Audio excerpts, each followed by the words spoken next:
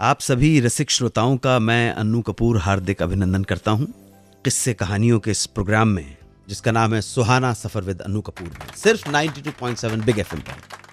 तो आज की महफिल के किस्सों की झलक आज मैं आपको बताऊंगा कि वो कौन सी फिल्म थी जिससे मिली प्रोफेशनल फीस को आज तक संभाल कर रखा है हेमा मालिनी ने, और बताऊंगा ऐसा क्या हुआ कि गीतकार शैलेंद्र जब एक बार एक प्रोग्राम को देखने गए तो देखने तो गए थे पत्नी के साथ, लेकिन वापस लौटकर अकेले आ गए। साथ ही शेयर करूंगा हिंदी फिल्मों में स्पेशल इफेक्ट्स के जनक बाबू भाई मिस्त्री के जीवन की कहानी, और बताऊंगा हमारे देश के एक ऐसे पूर्व प्रधानमंत्री के बारे में जो दीवाने थे एक्टर अजीत के। जनाब, आज का पहला किस्सा शुरुआत करता हूं हेमा मालिनी से। हेमा मालिनी कृष्ण भक्त। हुआ यूं कि एक रोज जब शाम को घर लौटी तो देखा कि प्रोड्यूसर प्रेम जी कुछ स्क्रिप्ट्स के साथ बैठे हुए। प्रेम जी कई सालों से कोशिश कर रहे थे कि हेमा मालिनी के साथ फिल्म की जाए, मगर बात बन नहीं पा रही थी। स्क्रिप्ट नरेशन के बाद इस बार भी हमेशा की तरह हेमा मालिनी को प्रेम जी की स्क्रिप्ट पसंद नहीं आई और ना कर दी। लेकिन बातों बातों में उन्होंने कहा कि अगर आप मीरा पर फिल्म बनाएं तो वो फिल्म मैं करूंगी। प्रेम जी ने हेमा मालिनी की बात को सीरियसली ले लिया और अगले ही दिन गुलजार के पास गए और कहा मीरा पर फिल्म लिख डालो। गुलजार साहब ने भी काम करना शुरू कर दिया और फिल्म के स्क्रीन प्ले, कहानी के साथ साथ डायरेक्शन की रिस्पॉन्सिबिलिटी भी ले ली। अब ये मीरा फिल्म का प्रपोजल लेकर जब प्रेम जी हेमा मालिनी के पास गए तो ना करने का कोई पॉइंट ही नहीं बचा था। हेमा मालिनी ने हां कह दी और प्रेम जी की इच्छा पूरी हो गई। लीजिए साहब, काम तेजी से चल पड़ा और फिल्म की शूटिंग शुरू हो गई। मगर कुछ दिन के बाद बीच में ही ये फिल्म ओवर बजट होने की वजह से रोकनी पड़ी। पीरियड फिल्म थी, कुछ बजटिंग में, प्लानिंग में कुछ चूक रह गई थी। खर्च प्रेम जी के अनुमान से बहुत ज्यादा हो गया था। इस वजह से फिल्म का काम रुक गया। यह बात जब हेमा मालिनी को पता चली तो उन्होंने प्रेम जी से कहा, मैं ये फिल्म भगवान कृष्ण के प्रति श्रद्धा, आस्था और प्रेम की वजह से कर रही हूं। पैसे मेरे लिए मायने नहीं रखते। आप श्रद्धा से जो भी मुझे देंगे वो मुझे स्वीकार होगा। फिल्म की शूटिंग स्टार्ट कीजिए। हेमा मालिनी के इस आश्वासन से प्रेम जी को थोड़ी राहत मिली और फिर यह तय हुआ कि प्रेम जी हेमा को डेली बेसिस पर मेहनताना देंगे, यानी जिस दिन वो सेट पर आएंगी सिर्फ उसी दिन का पेमेंट दिया जाएगा। आप देखिए, यह बात 1989 की है, 1979, और यह बात तब की है जब हेमा मालिनी टॉप की हीरोइन थी। मगर कृष्ण भक्ति और प्रेम के कारण जो भी मिला उसे ईश्वर का प्रसाद समझकर स्वीकार करने को राजी हो गई।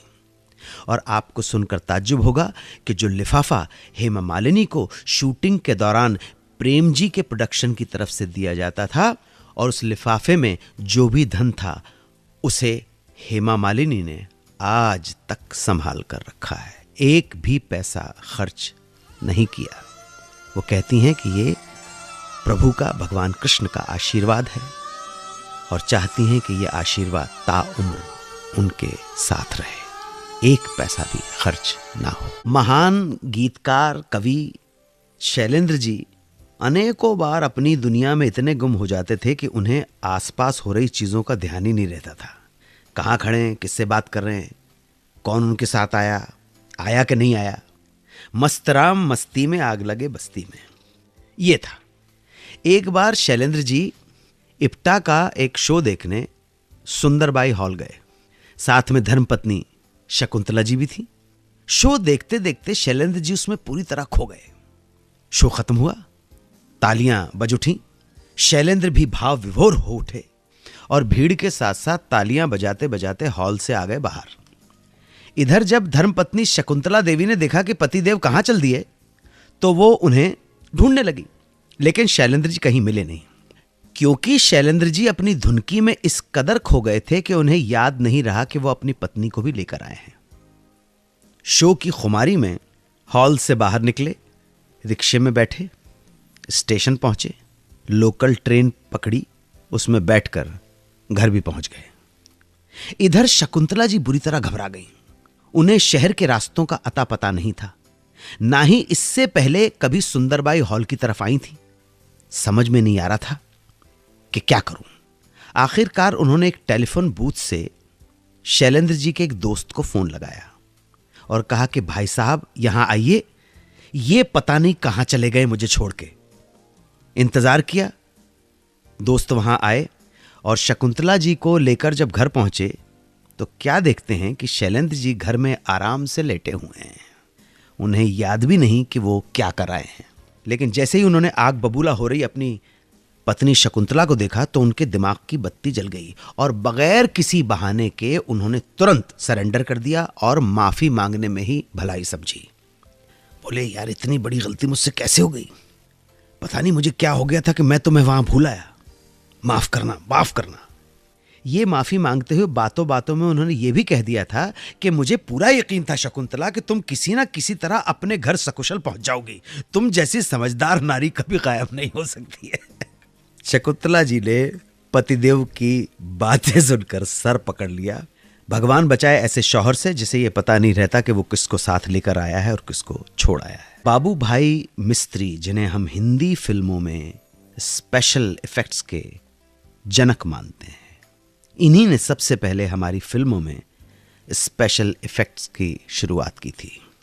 बाबू भाई का जन्म 5 सितंबर 1918 को सूरत, गुजरात में हुआ था। पिताजी मकान बनाने का ठेका लिया करते थे। बाबू भाई महज 14 साल के थे जब पिताजी गुजर गए।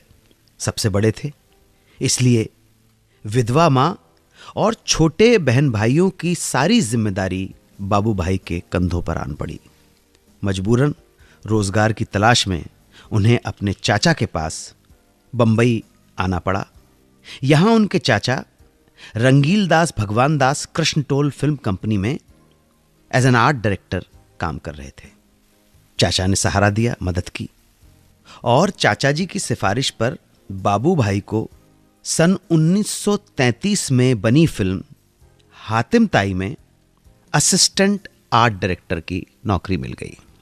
शुरुआती दौर में उनका काम फिल्मों के पोस्टर्स बनाना, सेट कंस्ट्रक्शन करना, यही ड्यूटीज थी।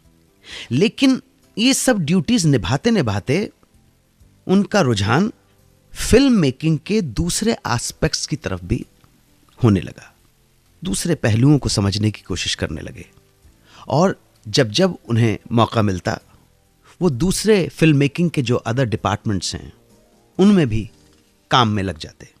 इसी बीच प्रकाश पिक्चर्स के नाना भाई भट्ट ने स्पेशल इफेक्ट्स की एक अंग्रेजी फिल्म द इनविजिबल मैन से प्रभावित होकर एक हिंदी फिल्म बनानी चाहिए।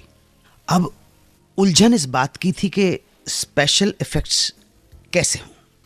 उन दिनों इंडिया में स्पेशल इफेक्ट्स विशेषज्ञ का होना तो दूर, इसके बारे में बेसिक जानकारी भी किसी के पास नहीं थी। ऐसे में ये जिम्मेदारी संभाली महज 18 साल के किशोर यंगस्टर बाबू भाई मिस्त्री ने। फिल्म के पर्दे पर इनविजिबल मैन की प्रेजेंस का फील दिलाने के लिए बाबू भाई ने ठेठ देसी तरीकों का इस्तेमाल किया था। इसके लिए उन्होंने काले पर्दे की बैकग्राउंड और हल्की रोशनी में रोजमर्रा के काम आने वाली चीजों को काले धागे की मदद से स्पीड देने की कोशिश की, मूवमेंट देने की कोशिश की। उनके इस प्रयोग की जबरदस्त कामयाबी ने उन्हें सिने उद्योग में एस्टैब्लिश कर दिया और वो काला धागा के नाम से मशहूर हो गए। बाबू भाई मिस्त्री की फिल्म ख्वाब की दुनिया भारत में बनी ऐसी पहली फिल्म थी जिसमें स्पेशल इफेक्ट्स का प्रयोग किया गया था। इस फिल्म का निर्माण 1937 में किया गया। उसके बाद तो बाबू भाई ने सैकड़ों फिल्मों में स्पेशल इफेक्ट्स दिए, कई फिल्मों का निर्देशन भी किया और एक शानदार कामयाब करियर बनाया। भारतीय सिनेमा में ट्रिक फोटोग्राफी और स्पेशल इफेक्ट के जनक, जन्मदाता काला धागा यानी बाबू भाई मिस्त्री का देहांत 20 दिसंबर 2010 को 92 साल की उम्र में हुआ।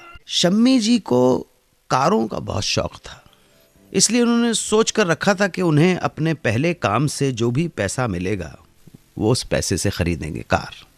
लेकिन शम्मी जी जब पृथ्वी थिएटर में काम करते थे तो वहाँ इतनी रकम नहीं मिलती थी, इतने पैसे नहीं थे कि वो उन पैसों से कार खरीद सके।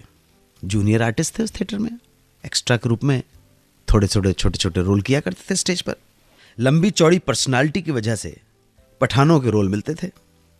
एक बार उनके पिता पृथ्वीराज कपूर ने कलाकार टाइटल से एक नया नाटक किया।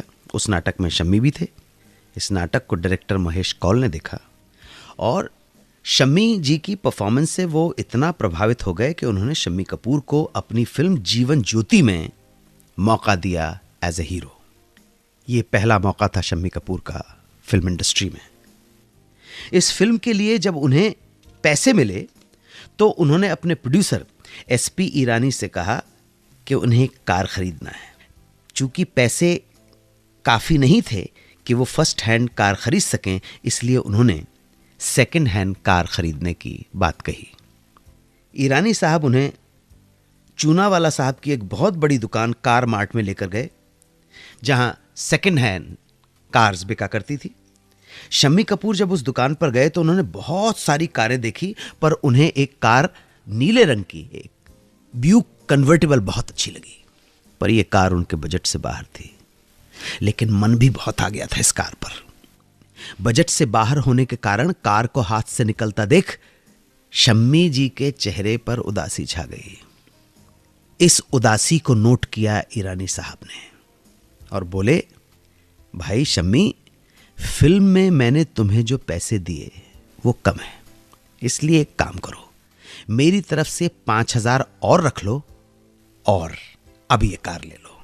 शम्मी कपूर ईरानी साहब के इस जेस्चर से बहुत खुश हुए और थोड़े पैसे खुद से मिलाकर उन्होंने फाइनली वो कार खरीद ही डाली। तो इस तरह शम्मी कपूर ने खरीदी अपने जीवन की पहली कार। फिल्मों के प्रचार का तरीका, मोडस ऑपरेंडी वक्त के साथ साथ बदलता गया है। शुरुआती दिनों में तो गली मोहल्लों में एक गाड़ी निकला करती थी जिस पर लाउड स्पीकर पर एक आदमी जोर जोर से चिल्लाकर, भोंपू के माध्यम से चिल्ला चिल्लाकर फिल्म के बारे में बताया करता था। फिल्म का नाम है सती सावित्री, आइए देखिए। हॉल के बारे में बता देता था, कितने शो हैं बता देता था, टिकट का दाम बता देता था। तो किसी किसी जगह पर एक लड़का ढोल बजाता हुआ आता था और फिल्म की पब्लिसिटी करता था। जब तकनीक बढ़ी तब फिल्म का प्रचार करने का तरीका भी बदल गया। फिल्म के पोस्टर्स छपने लगे, उनमें फिल्म स्टार्स की तस्वीरों के साथ साथ जनता को अट्रैक्ट करने के लिए कुछ कैची लाइंस भी लिखी जाने लगी। जैसे प्राण साहब की एक फिल्म आई थी जंगल में मंगल, इसके प्रमोशन के लिए पोस्टर पर लिखा गया था प्राण प्राण प्राणी, क्योंकि फिल्म में प्राण ने 3 अलग अलग किरदार निभाए थे। ऐसा ही कुछ किया गया था धर्मेंद्र जी की सन 1975 में आई फिल्म प्रतिज्ञा के लिए। प्रोड्यूसर के साथ ये धर्मेंद्र की पहली फिल्म थी और वो चाहते थे कि इस फिल्म का प्रमोशन कुछ अलग अंदाज में हो। बहुत सोचने के बाद उन्हें आइडिया आ ही गया। फिल्म की कहानी के मुताबिक हीरो एक छोटे से कस्बे में जाता है। इस कारण छोटे कस्बों में इसके प्रचार के लिए एक नॉवेल्टी का आइडिया ढूंढा गया। अखबारों में विज्ञापन के साथ 2 लाइंस में यह लिखा जाता था कि पूरे गांव की लड़कियों ने अजीत को राखी बांधी मगर राधा ने नहीं। क्यों, जानने के लिए देखिए प्रतिज्ञा। ऐसे प्रचार का ये छोटे टाउन में रहने वालों पर बड़ा कमाल का इफेक्ट हुआ। इस तरह का विज्ञापन देखने की वजह से सबके मन में एक क्यूरियोसिटी, जिज्ञासा जाग गई कि ऐसा क्या हुआ कि राधा ने राखी नहीं बांधी।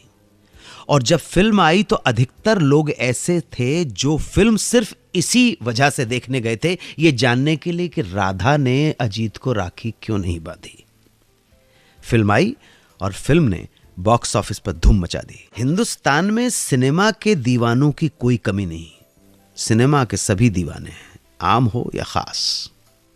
भारत के पूर्व प्रधानमंत्री श्री अटल बिहारी वाजपेयी अपनी जवानी के दिनों में बहुत बड़े फैन थे खलनायक अजीत के। बात 50s की है, जब अटल जी अजीत जी की कोई फिल्म देखे बिना नहीं रहते थे। उस जमाने में अटल जी अजीत से इतने प्रभावित थे कि आप ताज्जुब करेंगे कि वो कोशिश करते थे कि उन्हीं की तरह चले, उन्हीं की तरह बातचीत भी करें। उनकी ये दीवानगी इस कदर थी कि एक बार उन्होंने अपने एक दोस्त से 10 रुपए की शर्त भी लगा ली थी, और वो भी इस बात पर कि अजीत कहाँ के रहने वाले हैं। अटल जी का कहना था कि वो शाहजहांपुर उत्तर प्रदेश से ताल्लुक़ रखते हैं, जबकि उनके दोस्त मानते थे कि वो हैदराबाद से ताल्लुक़ रखते हैं। अब शर्त जीतने और खुद को अजीत का एक सच्चा फैन साबित करने की उनकी जद्दोजहद इतनी बढ़ गई कि वो एक रात 2 बजे अपने दोस्त रामकृष्ण के यहाँ पहुंचे। रामकृष्ण जी किसी फिल्मी पत्रिका से जुड़े हुए थे। अटल जी ने रात 2 बजे रामकृष्ण जी को उठाया, पूछा कि भाई वो बताएं कि अजीत जी का ताल्लुक शाहजहांपुर उत्तर प्रदेश से या हैदराबाद से। रात के 2 और सवाल ये, शाहजहांपुर के हैदराबाद। रामकृष्ण जी पहले तो ठहाका मारकर हंसे और फिर उन्हें बताया कि सुनिए, अभिनेता अजीत जी का ताल्लुक शाहजहांपुर उत्तर प्रदेश से भी है और हैदराबाद से भी, क्योंकि अजीत साहब का खानदानी घर मकान शाहजहांपुर में था, लेकिन उनका जन्म हैदराबाद में हुआ था। ये सब बताने के बाद रामकृष्ण जी ने अटल जी से कहा कि अजीत के सबसे बड़े प्रशंसक का अगर कोई अवार्ड होता तो वो अटल जी को जरूर दिलवाते। बात हो रही है अटल जी की, लेकिन सिनेमा में कुछ ऐसा है, या हमारे देश में कुछ ऐसा है कि राजा से लेकर रंक तक हर कोई दीवाना है फिल्म का और फिल्म वालों का। इसीलिए कभी कभी तो लगता है कि जो देश हम फिल्म वालों को इतना मान दे रहा है, उस देश को हम फिल्म वाले क्या दे रहे हैं कि नहीं दे रहे हैं, यह भी सोचना चाहिए। मनोरंजन के साथ साथ अपने समाज और देश में योगदान बहुत जरूरी है, और खासकर ऐसे लोगों का, ऐसे सितारों का जिनको ये जनता मान देती है, सम्मान देती है, पूजा करती है, उनके मंदिर बना देती है। अब इन कलाकारों को मातृभूमि को वापस देना होगा। बात चली थी अटल जी की, उनके स्वास्थ्य की कामना करते हुए, दीर्घायु की कामना करते हुए कल फिर आऊंगा नए किस्से, नए तराने लेकर। जय हिंद, वंदे मातरम। 92.7 बिग FM पर सुनते रहिए सुहाना सफर विद अनु कपूर।